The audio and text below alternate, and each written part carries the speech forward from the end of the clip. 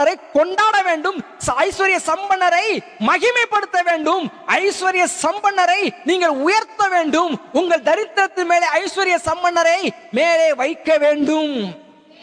உங்க இல்லாமை மேல ஐஸ்வர்ய சம்பன்னர் வந்தாதான் அது நிறையும். அது நிறையும். எது நிறையணுமோ அங்க நிறைக்கக்கூடிய ஒரு பொருளை கொண்டு வந்து வச்சாதான் அது நிறையும்.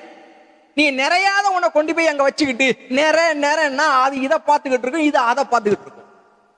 அதனாலதான் ஐஸ்வர்யத்தை கொண்டு வந்து நிரப்புகிற, அப்படியே ஐஸ்வர்யத்தை கொண்டு வந்து உங்கள் மேலே அணிவிக்கிற அந்த கர்த்தர் மேலே உங்கள் கண்கள் பாய வேண்டும், அவரை அழைக்க வேண்டும், அவரை ஆராதிக்க வேண்டும்.